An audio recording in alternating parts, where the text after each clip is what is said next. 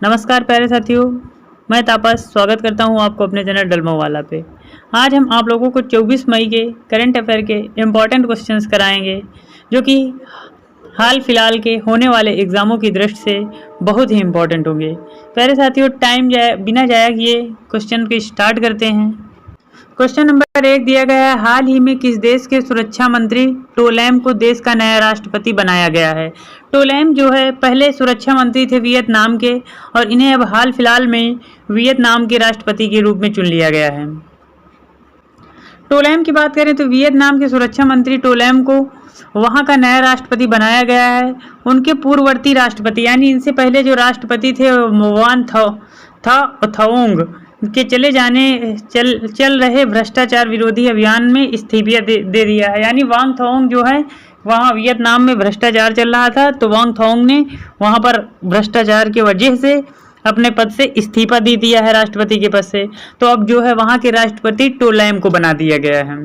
और भ्रष्टाचार विरोधी अभियान का नेतृत्व तो कम्युनिस्ट पार्टी के महासचिव युगेन फू ट्रोंग कर रहे हैं।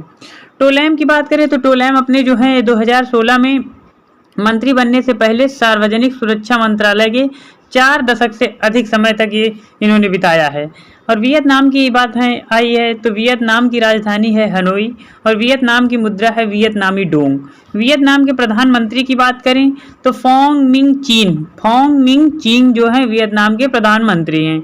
वियतनाम का नक्शा देखते हैं तो वियतनाम का नक्शा कुछ इस प्रकार का है। नेक्स्ट क्वेश्चन दिया गया है कि हाल ही में अमेरिका ने जो बाइडेन के कार्यकाल में अपना कौन सा सब क्रिटिकल परमाणु परीक्षण किया है। तो हाल फिलहाल में तीसरा सब परमाणु परीक्षण कर लिया है। अमेरिका ने जो बाइडेन के कार्यकाल में तीसरा सब क्रिटिकल न्यूक्लियर टेस्ट किया है। अमेरिकी ऊर्जा विभाग के राष्ट्रीय परमाणु सुरक्षा प्रशासन ने नेवादा में एक सब क्रिटिकल परमाणु परीक्षण किया है। ये देश के परमाणु हथियारों के लिए जरूरी डेटा एकत्र करने के लिए किया गया था। और कहाँ पर किया गया था तो प्रिंसिपल अंडरग्राउंड लेबोरेटरी फॉर सब क्रिटिकल एक्सपेरिमेंटल यानी PULSE में किया गया था यह परीक्षण। अमेरिका की बात आई है तो अमेरिका के इम्पोर्टेंट पॉइंट डिस्कस कर लेते हैं कि अमेरिका की राजधानी है वाशिंगटन DC और अमेरिका की मुद्रा है अमेरिकन डॉलर, जबकि अमेरिका के राष्ट्रपति हैं जो बाइडेन। अमेरिका का मैप में ऐसा नक्शा है।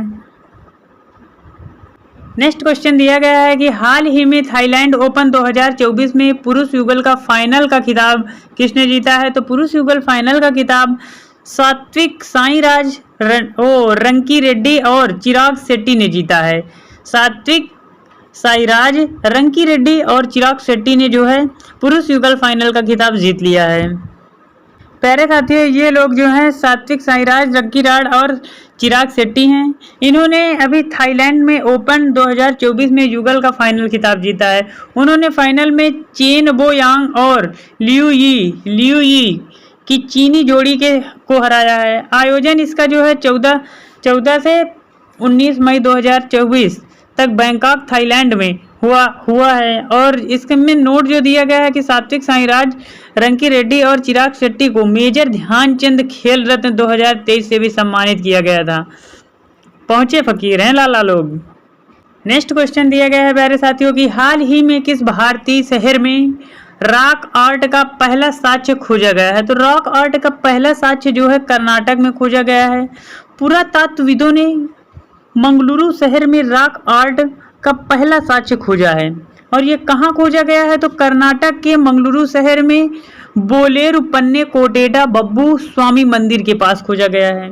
इस रॉक आर्ट में मानव पैरों के निशान हैं जो मंदिर के पास एक प्राकृतिक पत्थर की शिला पर पाए गए हैं।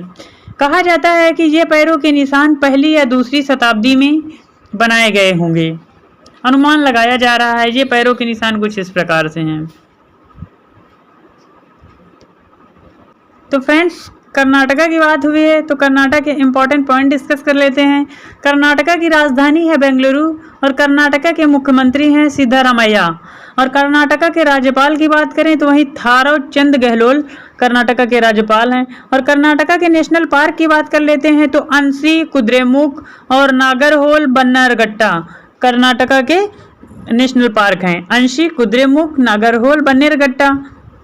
और कर्नाटका के इंपॉर्टेंट करंट अफेयर्स की बात कर लेते हैं तो दुनिया का सबसे लंबा रेलवे प्लेटफॉर्म 1507 मीटर जो है कर्नाटका में बना है। अभी संतोष ट्रॉफी विजेता 2023 का ही कर्नाटका अग्रणी रहा है।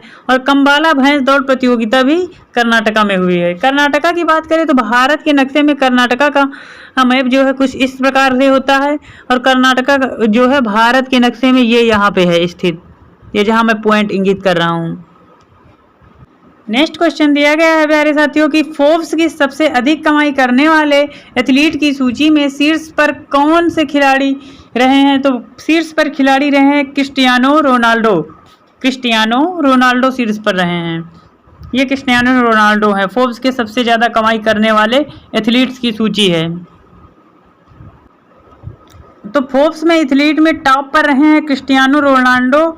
और फोर्ब्स के पिछले एक साल से दुनिया में सबसे ज़्यादा कमाई करने वाले एथलीटों की सूची जारी की गई है। तो उसमें फर्स्ट स्थान पर आए हैं क्रिस्टियानो रोनाल्डो, जिन्होंने $260 बिलियन पाए हैं। और जॉन रहम गोल्फ में $218 मिलियन कमाए हैं। और न्यूलेल मेसी ने फुटबॉल में $135 मिलियंस कमाए हैं। और टॉप 50 में जो है कोई भी महिला अभी तक इसमें शामिल नहीं हुई है। नेक्स्ट क्वेश्चन दिया गया है कि चीन ने ताइवान को हथियार की बिक्री में शामिल होने के लिए किस देश के साथ रक्षा कंपनियों पर प्रतिबंध लगाया है? तो चीन ने अभी अमेरिका पर प्रतिबंध लगा दिया है। चीन ने ताइवान को हथियार बेचने पर अमेरिका रक्षा कंपनियों पर प्रतिबंध लगाया है। और ये प्रतिबंध बोइंग और 2 अन्य अमेरिकी रक्षा कंपनियों पर लगाया गया है।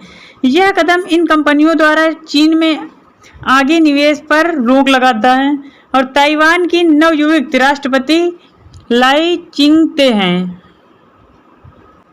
प्यारे साथियों, चीन में जो है चीन की बात आई है क्वेश्चन में। छोटी छोटी आंखों वाले चीन की राजधानी है बीजिंग और चीन की मुद्रा है रेनमिनबी। चीन के राष्ट्रपति की बात करें तो शी जिनपिंग यहाँ के राष्ट्रपति हैं। और चीन और भारत के बीच में जो एक्सरसाइज हुए हैं, सैन्य अभ्यास हुए हैं, या तो हैंड इन हैंड जो है चीन और भारत के बीच में अभ्यास हुए हैं, युद्ध अभ्यास हुए हैं।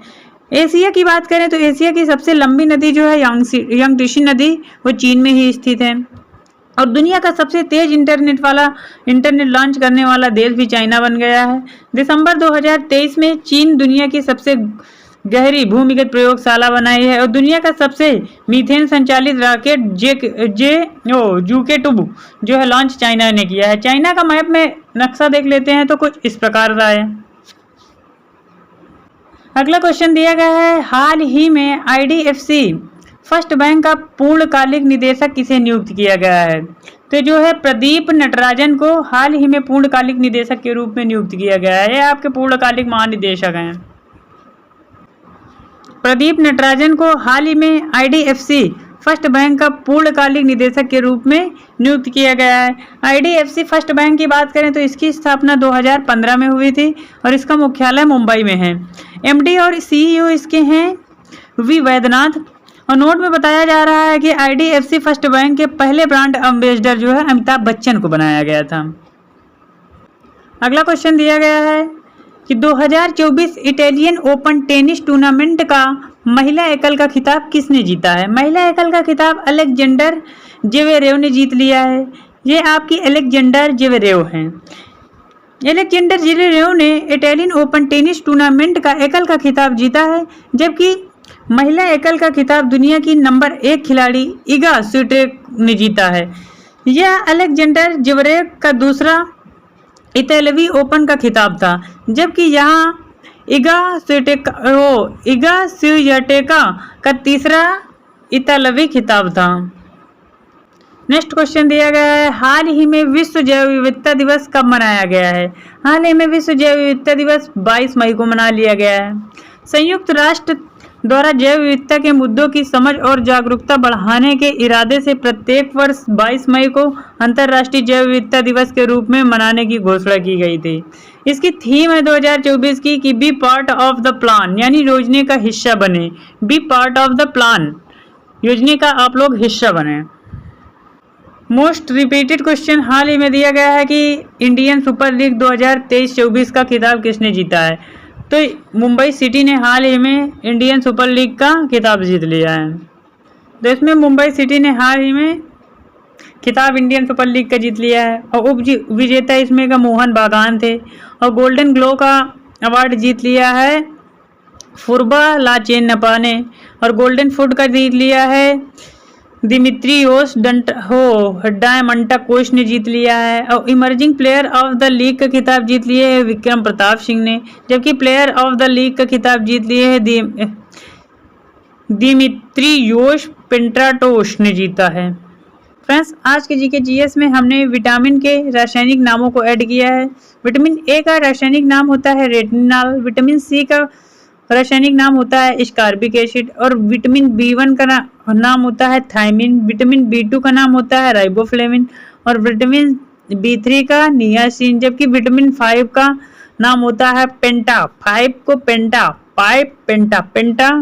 पेंटाथेनिक अम्ल या पेंटोथेनिक अम्ल के नाम से जाना जाता है। और बी7 के बायोटिन के नाम से जाना जाता है। विटामिन सी को जो है स्कॉर्बिक अम्ल के नाम से जाना जाता है। विटामिन डी को कैल्सीफेरॉल के नाम से जाना जाता है। और विटामिन ई को टेकोफेरॉल के नाम से जाना जाता है। और विटामिन के को नैप्थोक्विनोन या फिर फिनोक्विनोन के नाम से जाना जाता है। फिनोक्विनोन या नैप्थोक्विनोन के नाम से विटामिन के को जाना जाता है। थैंक यू फॉर वॉचिंग मेरे दोस्तों। यदि आपको मेरा चैनल के वीडियो अच्छे लगते हैं तो चैनल को लाइक शेयर सब्सक्राइब जरूर करिएगा। Thank you.